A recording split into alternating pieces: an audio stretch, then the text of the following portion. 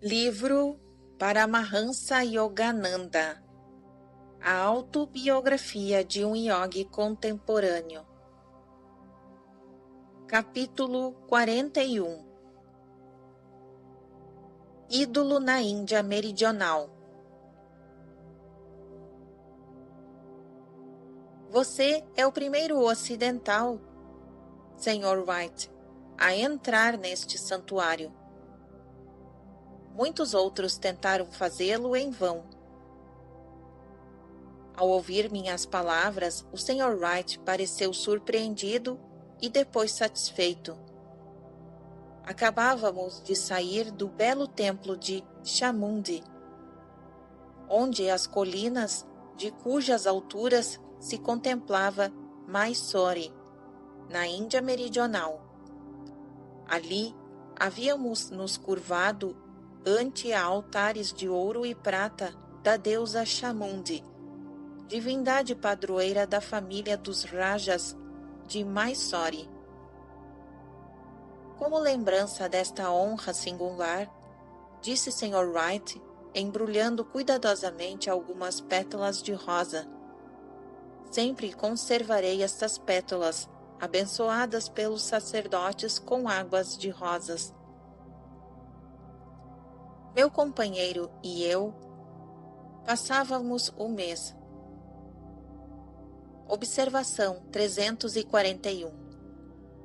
A senhora Blatt, impossibilitada de acompanhar minha ativa movimentação com o Sr. Wright, permaneceu com meus parentes em Calcutá. Continuação da narrativa. Passávamos o mês de novembro de 1935 como hóspedes do estado de Mysore.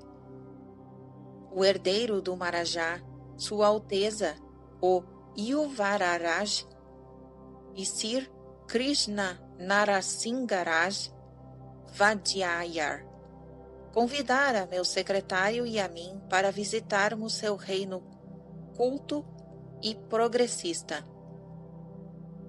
Durante a quinzena anterior, eu falara na cidade de Mysore a milhares de cidadãos e estudantes no auditório oficial, na escola universitária de Maharaja e na faculdade de medicina. Fizera 3 conferências públicas em Bangalore, na Escola Secundária Nacional e na Escola Superior e no auditório de Chet, onde 3.000 pessoas se reuniram.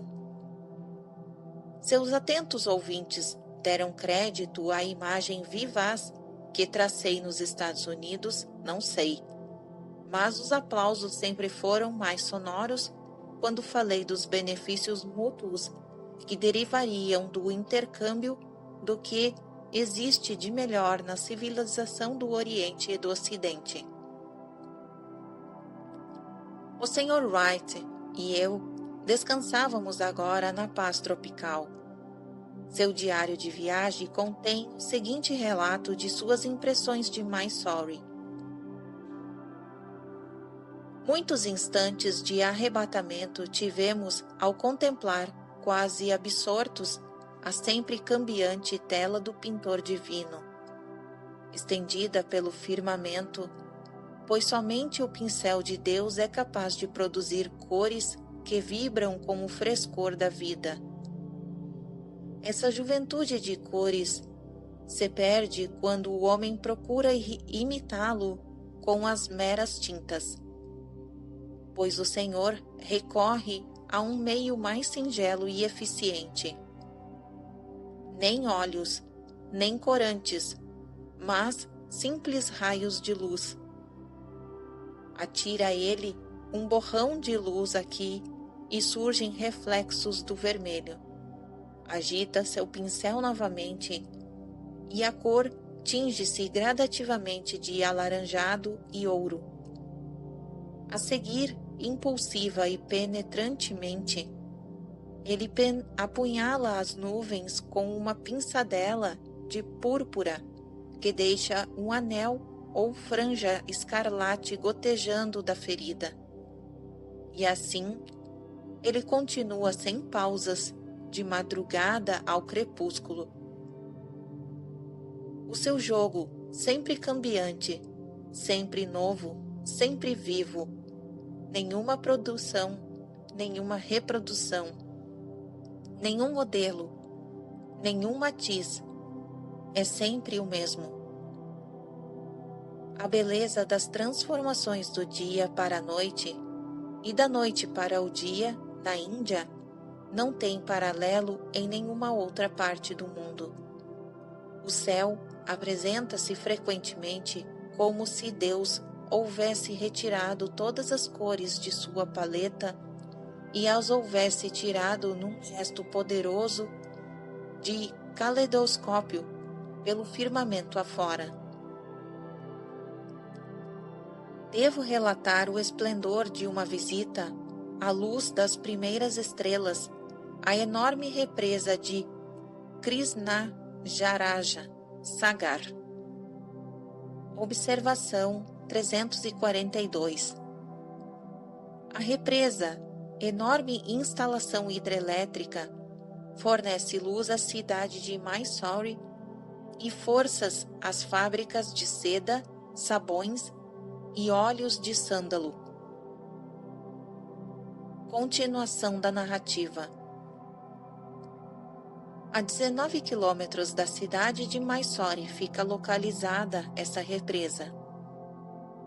Yogadanand e eu alugávamos uma perua e, acompanhados por um mocinho que faria às vezes de ajudante de mecânico ou substituto da bateria, partimos por uma suave estrada de terra, exatamente quando o sol se punha, espremido no horizonte como um tomate maduro. Nosso trajeto nos levou, passados os infalíveis campos quadrangulares de arroz, ao cruzar uma plantação de acolhedoras figueiras de Bengala, entre os coqueiros altíssimos, a vegetação era de todos os lados, tão densa quanto uma selva. Chegando ao alto de uma colina, contemplamos a represa, um imenso lago artificial onde se refletiam as estrelas, as palmeiras e o arvoredo de suas margens, e circundavam-na belos jardins, tarraceados e fileiras de lâmpadas elétricas. Ao pé da barragem da represa, vimos um deslumbrante espetáculo, fontes parecidas a geysers, cujas águas coloridas recordavam jorros de tintas brilhantes. Cascatas esplendidamente azuis, vermelhas, verdes e amarelas.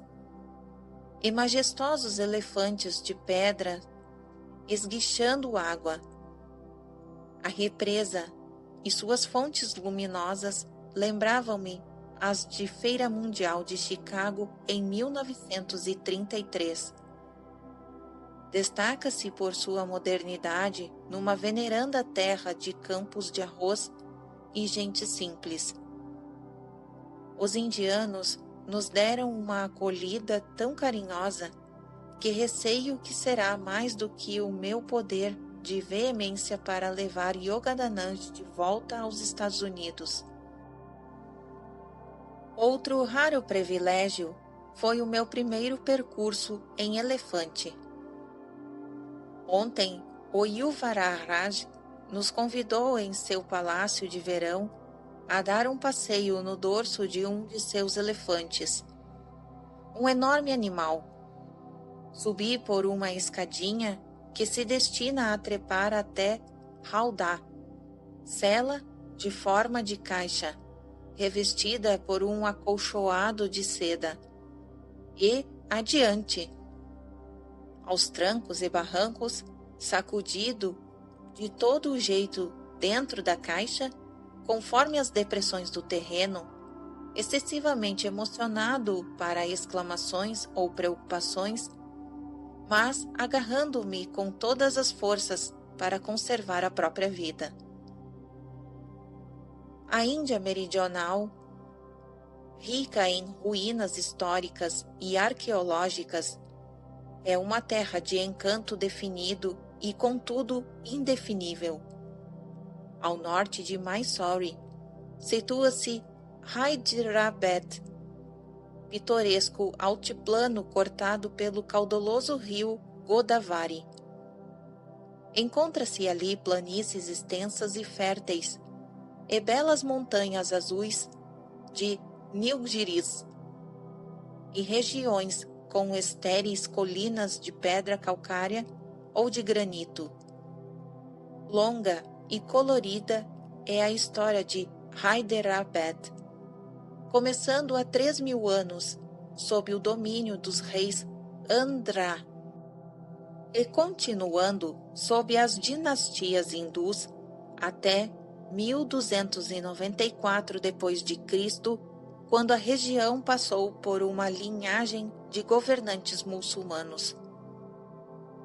A mais empolgante exposição de arquitetura, escultura e pintura de toda a Índia localiza-se em Hyderabad, nas antigas cavernas de rocha esculpida de Ellora e Ajanta. Em Ellora e Kailasa, enorme templo monolítico, possui figuras entalhadas de deuses, de homens e animais, nas estupendas proporções de um Michelangelo. Ajanta é sede de 25 mosteiros e 5 catedrais, todos escavados nas próprias rochas e sustentados por extraordinárias colunas, em cujos afrescos artistas e escultores imortalizaram seu gênio. Embelezam a cidade de Hyderabad, a Universidade de Osmania e a imponente mesquita Mecca Masjid, onde 10.000 muçulmanos se reúnem para a oração. O estado de Mysore, a mais de 900 metros acima do nível do mar, tem numerosas e densas florestas tropicais, morada de elefantes selvagens, linces, ursos, panteras e tigres. As duas cidades principais, Bangalore e Mysore, são limpas e atraentes, com muitos parques e jardins públicos famosos. A arquitetura e a escultura da Índia atingiram sua maior perfeição em Mysore, sob o patrocínio dos reis hindus dos séculos XI ao XV. O Templo de Belur, uma obra-prima do século XI, completado durante o governo do rei Vishnuvardhana, é insuperável em qualquer parte do mundo pela delicadeza de detalhes e estatuárias exuberantes. Os éditos inscritos na rocha, encontrados na região do norte de Mysore, datam do século III a.C. Recordam luminosamente o rei Ashoka. Observação 343. O imperador Ashoka erigiu 84.000 stupas, ou santuários, em várias partes da Índia, e subsistem 14 éditos inscritos em rocha e 10 colunas de pedras.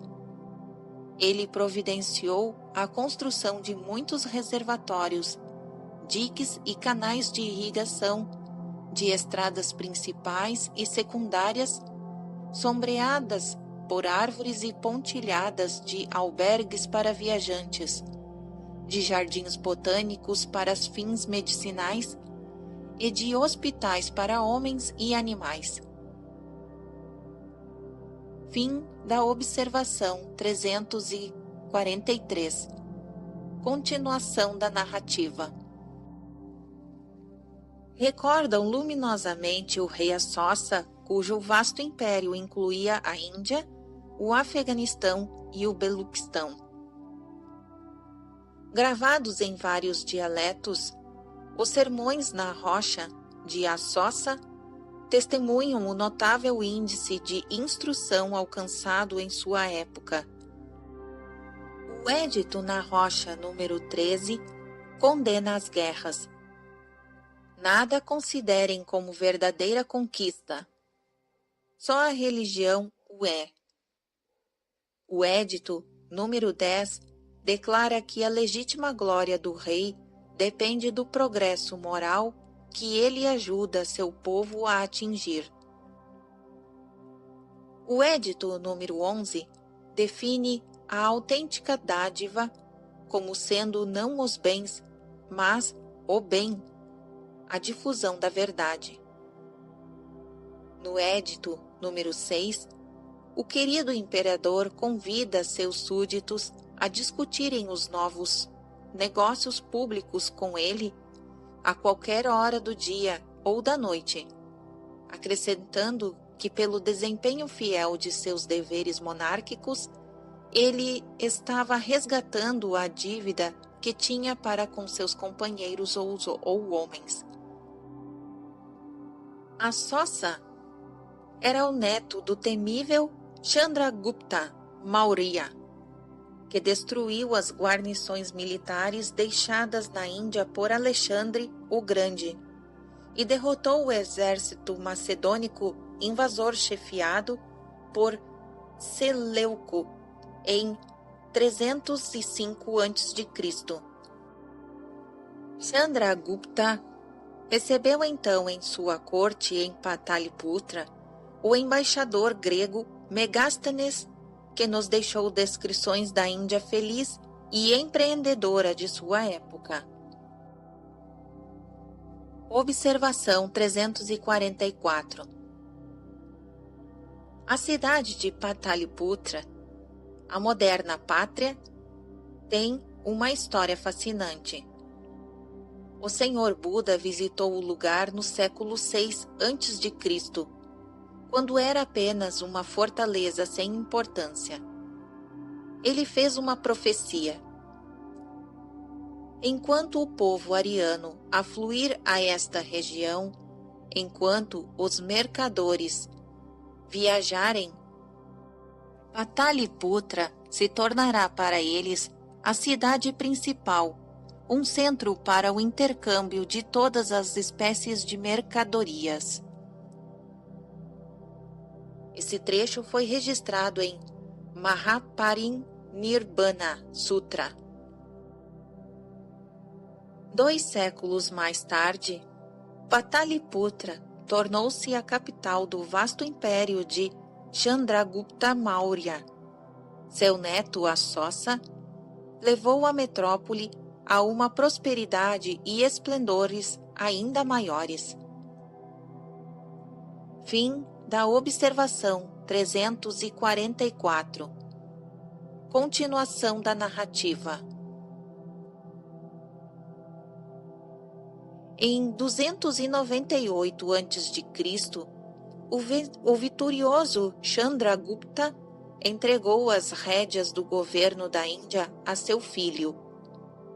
Viajando para o sul do país, Chandragupta passou os últimos 12 anos de sua vida como um asceta sem dinheiro, buscando a experiência de Deus numa caverna rochosa em Isravanabellagola, hoje um santuário de Mysore. A mesma região ostenta a maior estátua do mundo, cinzelada num imenso seixo rolado pelos Jainas em 1983 d.C., em honra do sábio Gomatswara. Relatos interessantes foram minuciosamente registrados pelos historiadores gregos e outros que acompanharam Alexandre em sua expedição à Índia ou seguiram-no depois. As narrativas de Arriano Deodoro, Plutarco e do geógrafo Estrabão foram traduzidas ao inglês pelo Dr. J. W. McGrindle.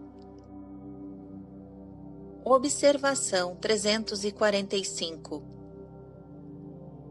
Foram publicados 6 volumes sobre a Índia Antiga, em Calcutá, em 1897, e reeditados em 1927 pela editora Chankkervert e Chatterjee.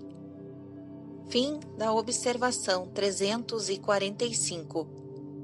Continuação da narrativa. Essas publicações lançaram um raio de luz na história antiga da Índia. O aspecto mais admirável da fracassada invasão de Alexandre foi o profundo interesse que ele demonstrou pela filosofia hindu e pelos iogues e santos encontrados intermitentemente, cuja companhia ele buscava com ansiedade. Pouco depois de chegar, o guerreiro ocidental a Taxila, na região norte da Índia, enviou Onisícritos, discípulos da escola helênica de Diógenes, à procura de um grande sannyasi de Taxila, Dandamis.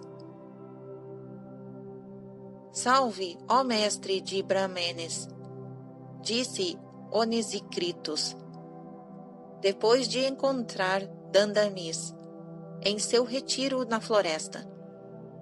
O Filho de Deus, o poderoso Zeus, Alexandre, soberano Senhor de todos os homens, solicita sua presença. Se consentir, ele o recompensará com grandes dádivas. Se recusar, ele lhe cortará a cabeça.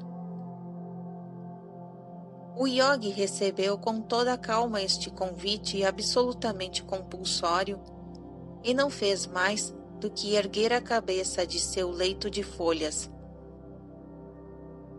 Eu também sou filho de Zeus.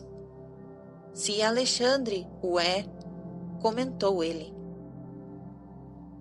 Nada quero do que pertence a Alexandre, pois estou contente com o que tenho, enquanto observo que ele vagueia errante com seus homens, através de mares e terras, sem nenhum proveito, e nunca põe fim às suas andanças.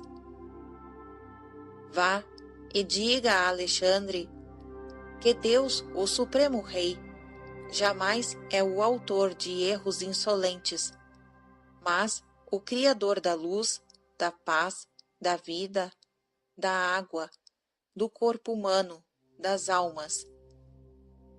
Ele recebe todos os homens quando a morte os libera, e não está sujeito em absoluto à doença fatal. Unicamente ele é o Deus de minhas homenagens, que abomina o assassínio e não incita guerras. Alexandre não é nenhum Deus, uma vez que deverá provar o gosto da morte, continuou o sábio, com tranquilo desdém. Como pode alguém como ele ser o senhor do mundo quando ainda não conseguiu se instalar no trono do domínio interno do universo? Nem entrou vivo ainda na região dos mortos, nem mesmo conhece o percurso do sol sobre as vastas nações das terras.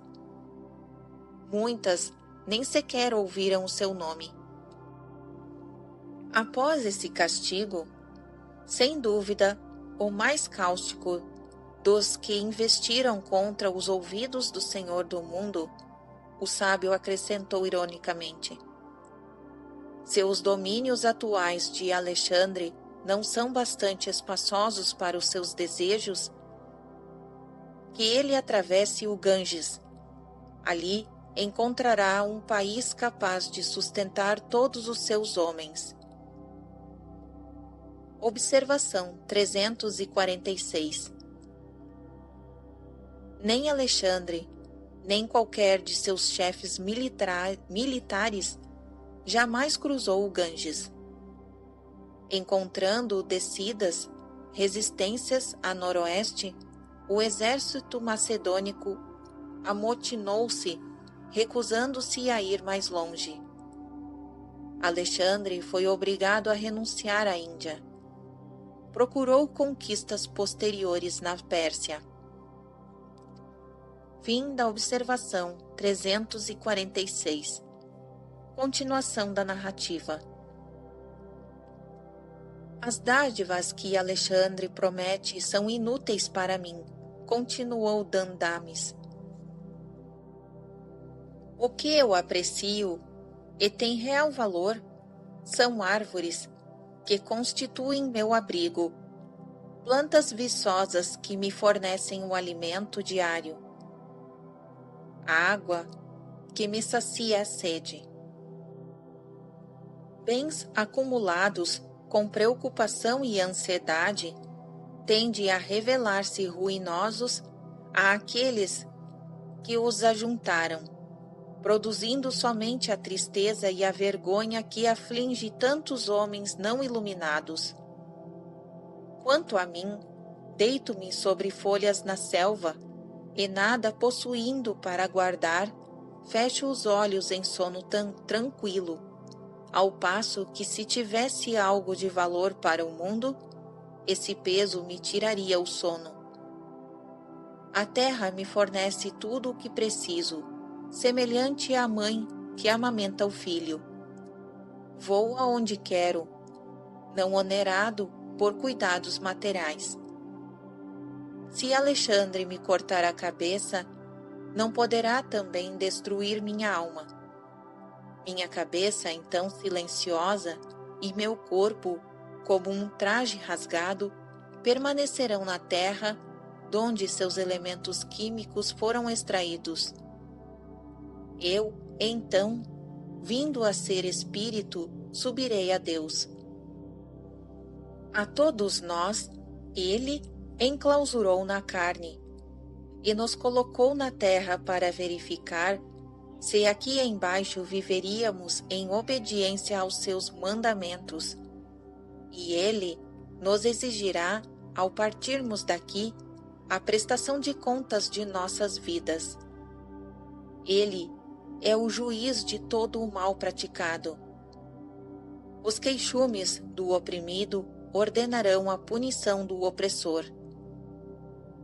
Deixe que Alexandre aterrorize com ameaças os homens que ambicionam riquezas e temem a morte. Contra os brahmanes, suas armas são inofensivas. Nós nem amamos o ouro, nem receamos a morte. Vá, pois, e diga a Alexandre isso. Dandamis não precisa das suas ninharias, e por isso não irá. E se Alexandre quer alguma coisa de Dandamis, que venha ele mesmo até aqui. Onisecritus transmitiu devidamente a mensagem. Alexandre ouviu-a com atenção concentrada e sentiu mais forte do que nunca o desejo de ver Dandamis. Reconhecendo neste, apesar de velho e nu, alguém que lhe era superior, único, antagonista invencível do conquistador de numerosas nações. Alexandre convidou para virem a Taxila vários ascetas brahmenes, famosos por suas habilidades em responder às questões filosóficas com sabedoria de oráculo. Plutarco dá uma relação dessas escamuçadas verbais. O próprio Alexandre formulou todas as perguntas. Quem são mais numerosos, os vivos ou os mortos? Os vivos, pois os mortos não existem. Quem dá nascimento aos maiores animais, o mar ou a terra? a terra, pois o mar é somente uma parte dela. Qual é a fera mais inteligente das feras? Aquela que o homem ainda não conhece. O homem teme o desconhecido. O que existiu primeiro, o dia ou a noite? O dia, surgindo um dia antes. Esta resposta fez que Alexandre traísse a sua surpresa.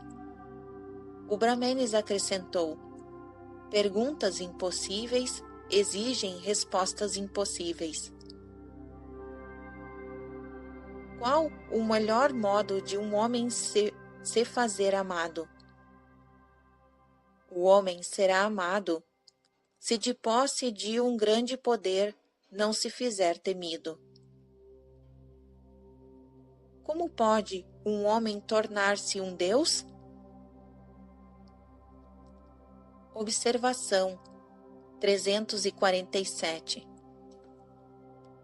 Por esta pergunta, podemos supor que o filho de Zeus duvidou, naquela oportunidade, de que já tivesse alcançado a perfeição.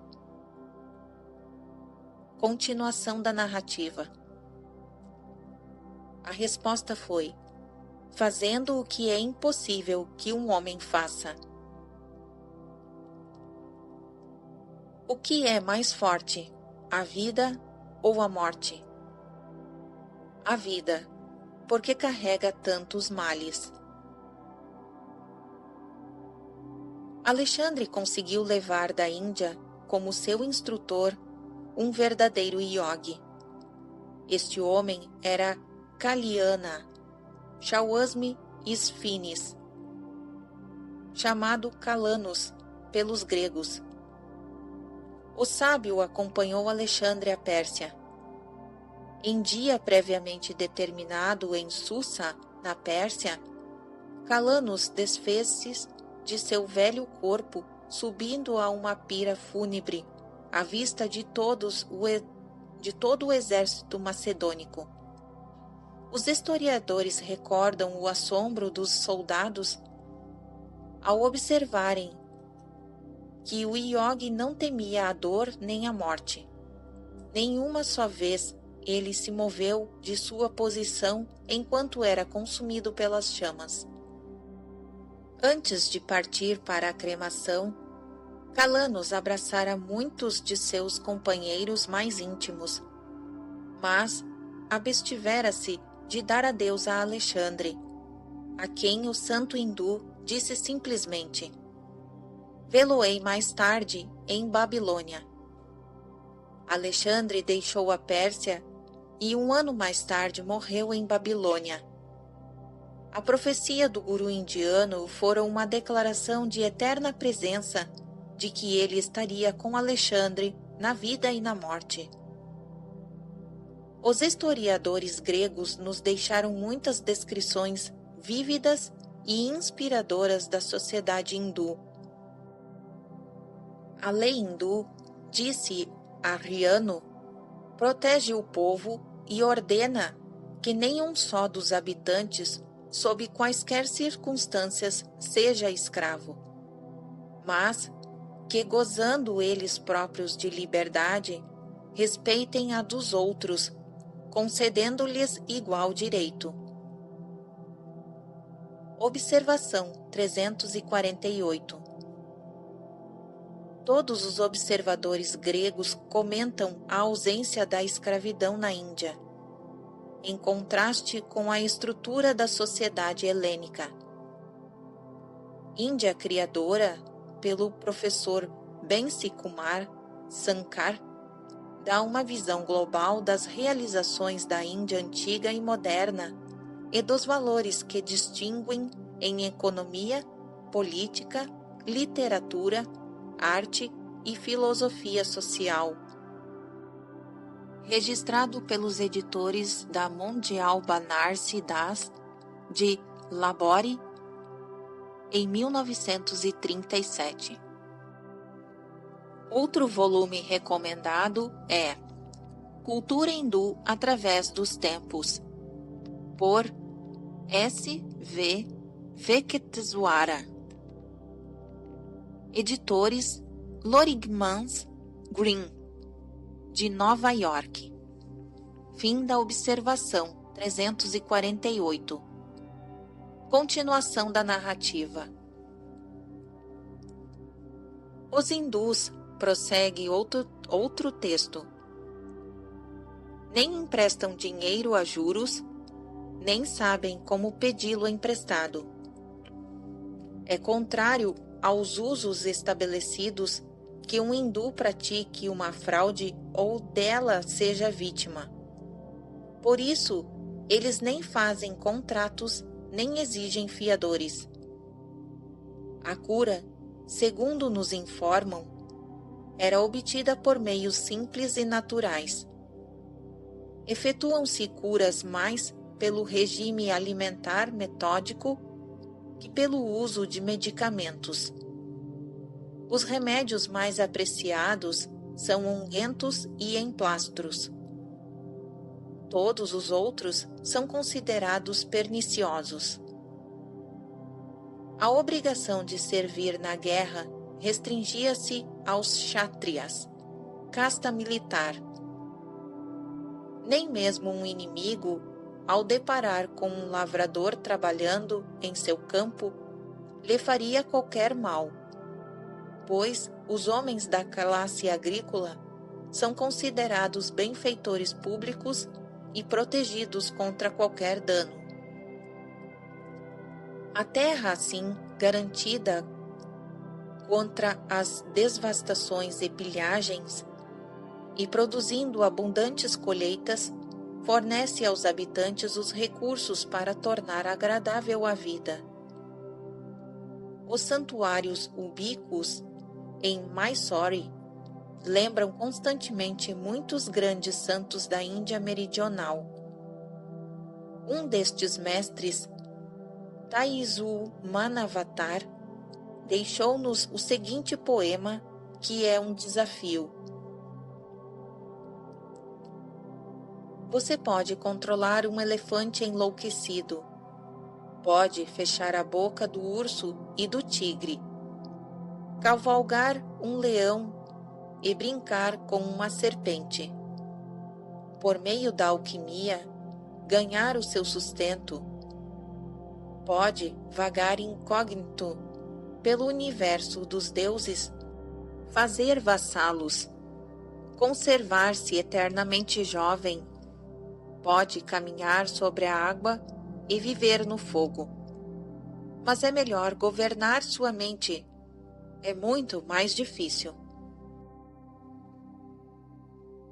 No belo e fecundo estado de Travancore, no extremo sul da Índia, onde o tráfego se faz em rios e canais, o Marajá cumpre todos os anos o compromisso hereditário de expiar os pecados oriundos da anexação à mão armada, em tempos idos, de vários pequeninos estados ao de Travancore.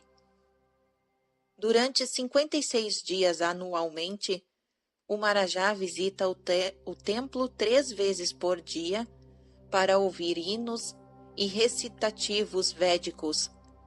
A cerimônia de expiação termina com Lakshadvipan, ou a iluminação do templo por 100.000 luzes. A presidência. Observação 349. Presidência era uma divisão territorial da Índia Britânica.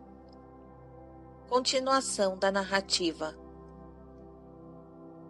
A presidência de Madras, na costa sudeste da Índia, apresenta a plana e ampla cidade de Madras, cingida pelo mar, e Conjeeveram, a cidade de ouro, capital da dinastia Pallava, cujos reis governaram durante os primeiros séculos da era cristã. Na moderna presidência de Madras, os ideais não violência, do Mahatma Gandhi fizeram grandes progressos. Os gorros de Gandhi, que se distinguem por sua brancura, são vistos em toda a parte. No Sul, em geral, o Mahatma efetuou muitas alterações eclesiásticas importantes para os intocáveis e também reformas no sistema de castas. Em sua origem, o sistema de castas, formulado pelo grande legislador Manu, era admirável. Ele percebeu claramente que os homens se distinguem pela evolução natural em 4 grandes classes. Os capazes de prestar serviço à sociedade através de seu trabalho braçal ou manual são os Sudras. Os que servem através de raciocínio e perícia em agricultura, comércio, intercâmbio e negócios em geral são os Vaisyas. Os que possuem talento administrativo, executivo e defensivo, governantes e guerreiros, são os Kshatriyas. Os de natureza contemplativa, espiritual, inspirados e inspiradores, são os Brahmins. Declara o Mahatma Bharata: nem nascimento, nem sacramentos, nem estudo, nem antepassados podem determinar se alguém nasceu 2 vezes. Isso é, nasceu Brahmin. Somente o determinam caráter e conduta. Observação 350. A inclusão numa destas 4 castas dependia primitivamente não do nascimento, mas das capacidades inatas do homem demonstradas pelo objetivo que ele procurasse alcançar na vida. Diz-nos um artigo de West, em janeiro de 1935. Este objetivo poderia ser: número 1. Kama, desejo, atividade relacionada com a vida dos sentidos, estágio de Sudra. Número 2. Artha, ganho, satisfação pelo domínio dos desejos, estágio de Vaisya. Número 3. Marma, autodisciplina, a vida de responsabilidade e de ação correta, estágio de Kshatriya. Número 4. Moksha, liberação, a vida de espiritualidade e de ensino religioso, estágio de Brahmin. Estas 4 castas prestam serviço à humanidade empregando: número 1, o corpo; número 2, a mente; número 3, força de vontade; número 4, o espírito. Estes 4 estágios têm seus correspondentes nas eternas gunas, ou qualidades da natureza, temas rejas e samva, obstrução, atividade de expansão, ou matéria, energia e inteligência. Cada uma das 4 castas apresentam os seguintes correlações com as gunas. Número 1. Temas, ignorância. Número 2. Temas rajas, misto de ignorância e atividade. Número 3.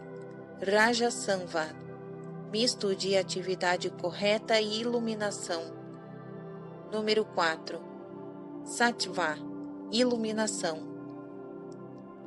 Deste modo, a natureza de cada homem define a casta que ele pertence, pela predominância nele ou de uma só guna ou da mistura das duas.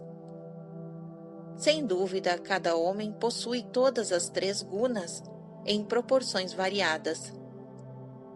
O guru será capaz de determinar com acerto a casta ou status evolutivos de um homem. Em certa medida, todas as raças e nações obedecem na prática, senão na teoria, aos aspectos de casta. Onde há grande licença ou suposta liberdade, particularmente no caso de união consanguínea entre os extremos das castas naturais, a raça degenera e extingue-se. O Purana Samhita compara os filhos de tais uniões aos híbridos estéreis, por exemplo, a mula que é incapaz de propagar sua própria espécie. As espécies artificiais são finalmente exterminadas. A história oferece provas abundantes de numerosas grandes raças que não têm mais uma só representante vivo. Acreditam os pensadores mais profundos que os sistemas de castas da Índia é um freio ou preventivo contra a libertinagem, pois preservou a pureza da raça e permitiu-se sobreviver às vicissitudes durante milênios, enquanto muitas outras raças antigas desapareceram completamente. Fim da observação 350. Continuação da narrativa. Manu ensinou que os membros de uma sociedade merecem respeito na medida de sua sabedoria, virtude, idade, parentesco ou, por último, riqueza.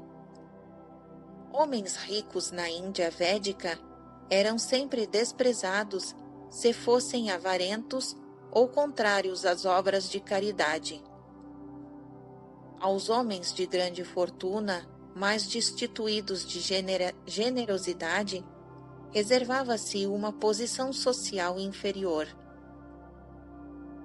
Sérios abusos surgiram quando o sistema de castas se cristalizou através dos séculos, convertendo-se num cabestro hereditário.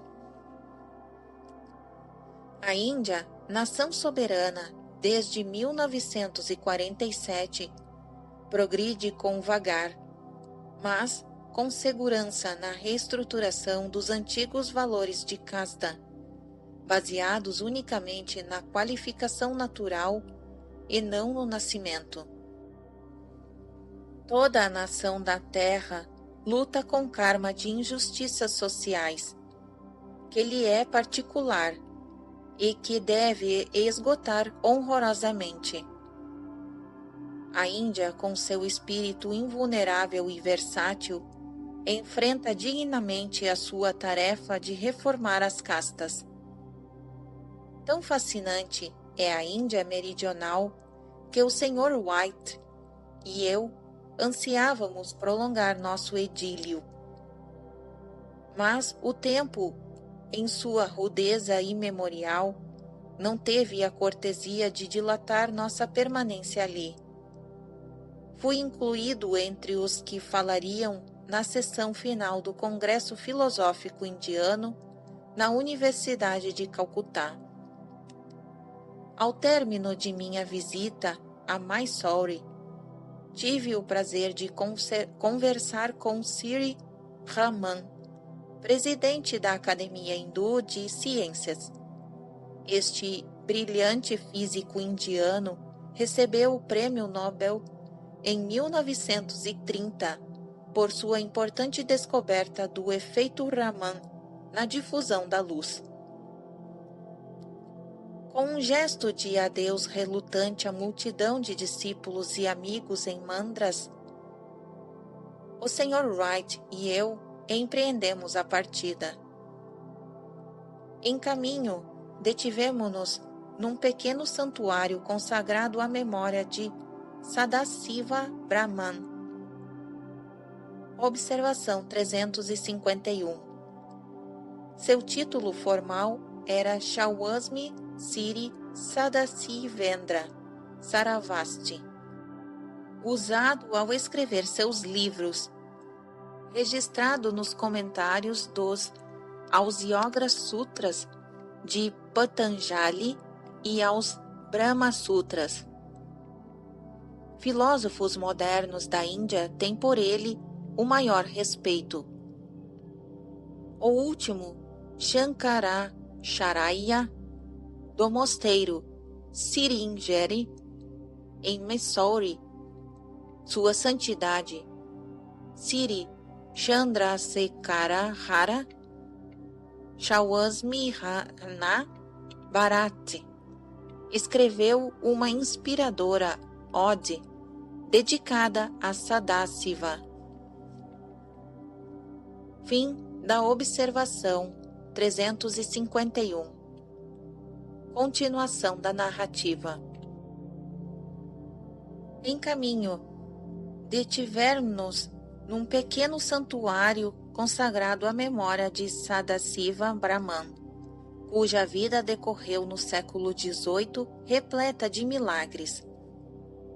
Um outro e maior santuário a Sadasiva, erguido pelo Raja, pelo Pudukkottai, em Nerur, é um lugar de peregrinação que testemunhou muitas curas divinas.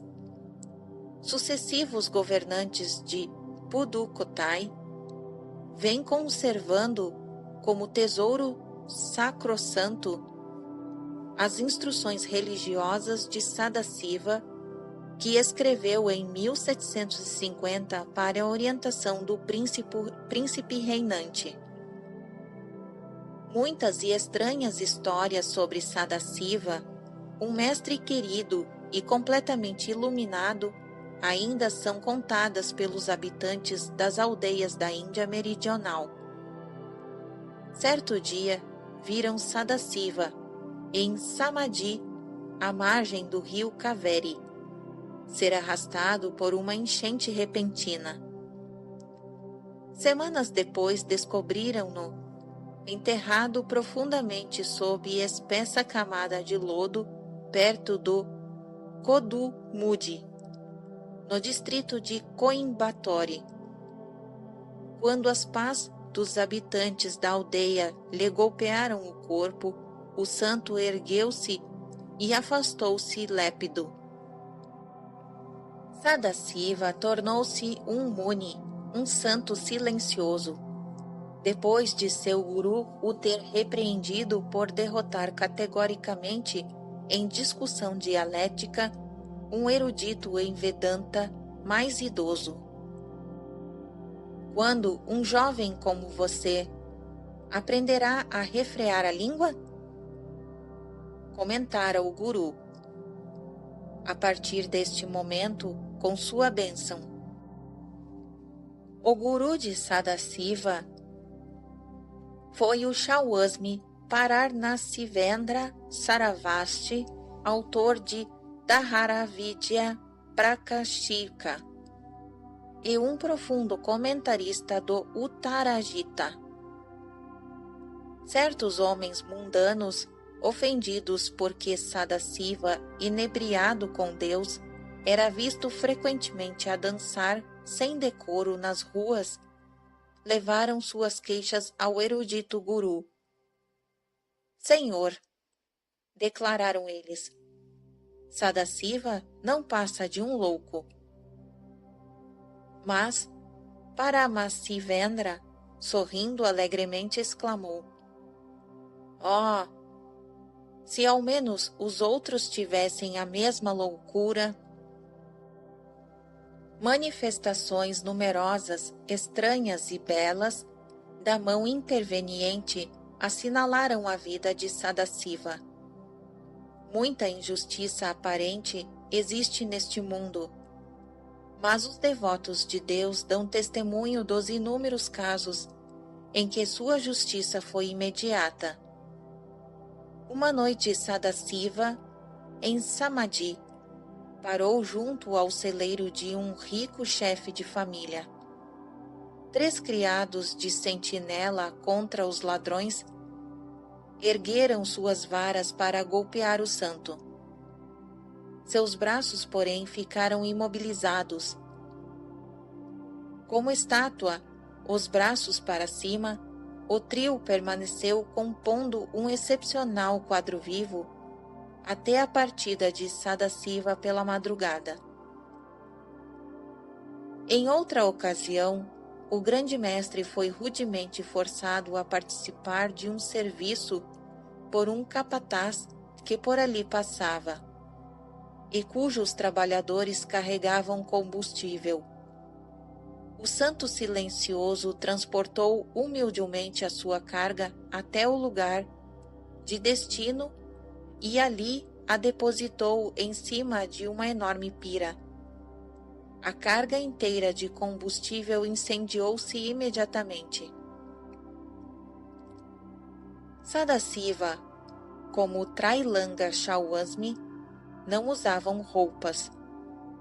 Certa manhã, nu e absorto, penetrou na tenda de um chefe tribal muçulmano. 2 mulheres gritaram alarmadas. O guerreiro, com um selvagem golpe de espada, decepou o braço de Sadasiva. O mestre foi-se embora como se nada houvesse acontecido. Tomado de pânico e remorso, o muçulmano apanhou do solo o braço e seguiu Sadasiva. O iogue calmamente inseriu o seu braço no coto sangrento. Quando o chefe da tribo implorou o mínimo, alguma instrução espiritual, Sadasiva escreveu com o dedo na areia: não faça o que quer, e então poderá fazer o que preferir. O muçulmano viu-se elevado a um estado mental mais puro e compreendeu que esse conselho paradoxal significava, através do domínio do ego, ganha-se a liberdade da alma. Tão grande foi o impacto espiritual daquelas poucas palavras que o guerreiro se tornou um discípulo digno de Sadasiva. Seus conhecidos anteriores não mais o reconheceram. As crianças da aldeia expressaram certa vez, diante de Sadasiva, o desejo de assistir a um festival religioso em Madura, a 240 quilômetros de distância. O iogue fez um gesto aos pequenos para que tocassem o seu corpo. Instantaneamente, o grupo inteiro foi transportado a Madura. As crianças perambularam felizes entre os milhares de peregrinos. Dentro de poucas horas, o iogue trouxe para casa os seus pequenos volumes, usando o mesmo simples meio de transporte. Os pais, assombrados, ouviram as vívidas narrativas sobre a procissão de imagens em Madura e notaram que as crianças traziam pacotes de doces característicos daquela cidade. Um jovenzinho incrédulo zombou do santo e da história. Por ocasião do festival religioso subsequente, realizado em Sirangam, o mocinho acercou-se de Sadasiva.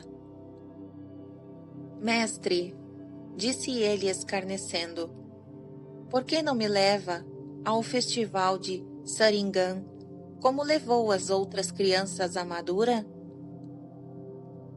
Sadasiva aqueceu-se, e o jovenzinho encontrou-se imediatamente entre a multidão da distante cidade.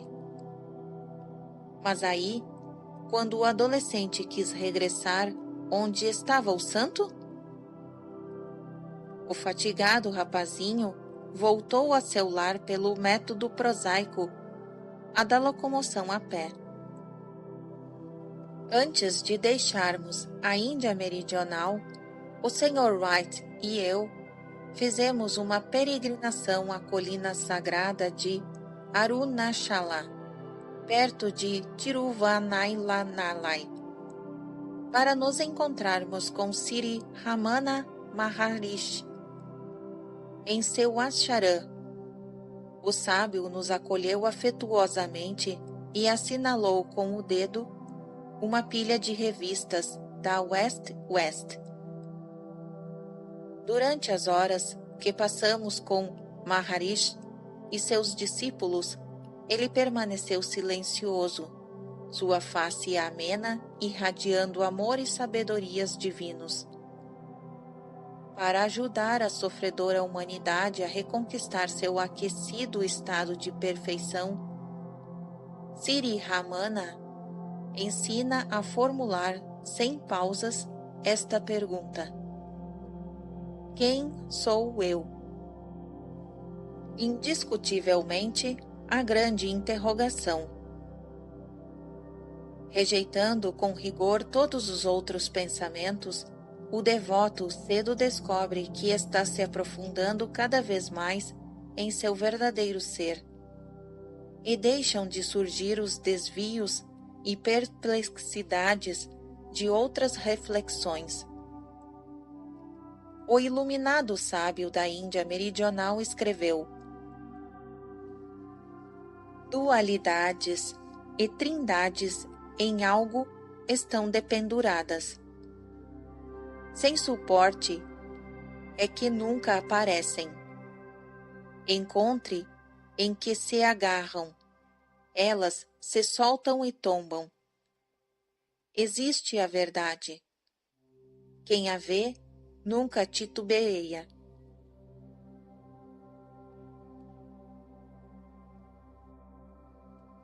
Fim do capítulo 41.